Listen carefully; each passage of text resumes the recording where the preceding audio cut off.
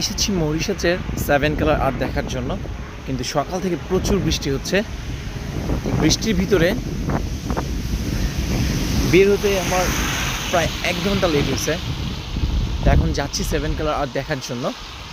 তো ওইখানে যে ডিসকভার করব, বিষয়গুলো বোঝানোর চেষ্টা করব।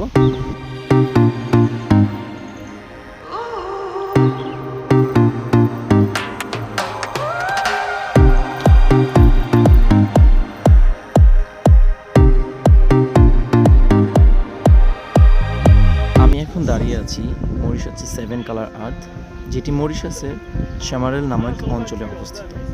এটি প্রথম আবিষ্কৃত হয়েছিল ব্রিটিশ শাসনামলে।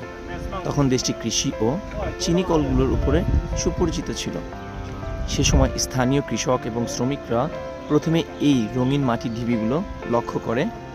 সাধারণত এই ধরনের প্রাকৃতিক ঘটনাগুলো স্থানীয় সংস্কৃতিতে খুবই বিখ্যাত এবং মানুষ এটিকে প্রাকৃতিক বিস্ময় হিসেবে দেখত।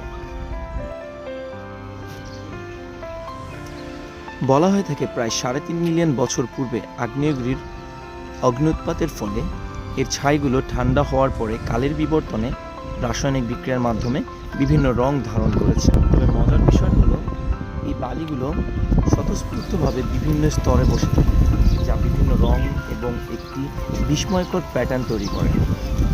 এমনকি বালিগুলো একসাথে মিশিয়ে দিলেও তারা সময়ের সাথে সাথে স্বতন্ত্র স্তরে বিভক্ত হয়ে যায়। মরিশাসকে পিস অফ হেভেন বলা হয়, কারণ এইখানকার সৌন্দর্য, পাহাড়, সমুদ্র আপনাকে বিমোহিত করবে। কারণ এইখানকার সৌন্দর্য যদি একবার উপভোগ করতে আসা যায়, তাহলে বুঝতে পারবেন এখানকার সৌন্দর্যের মহিমান্বিততা।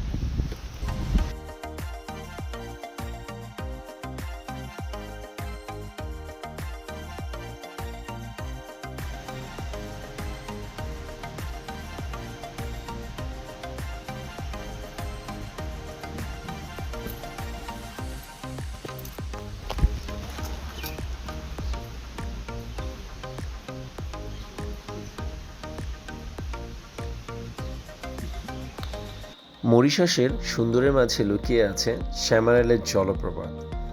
এই আশ্চর্য জলপ্রপাতটি প্রায় 95 মিটার উচ্চতা থেকে পাথরের উপর গড়িয়ে পড়ে। চারপাশে রয়েছে সিন্ধি গাছ আর তুলনাহীন সবুজ প্রাকৃতিক দৃশ্য। শ্যামারেলের জলপ্রপাত স্থানীয় ভাষায় যাকে বলা হয় শিরোক্যাল। বৃষ্টির মৌসুমে যেন অলৌকিক রূপ ধারণ করে এই জলপ্রপাতটি।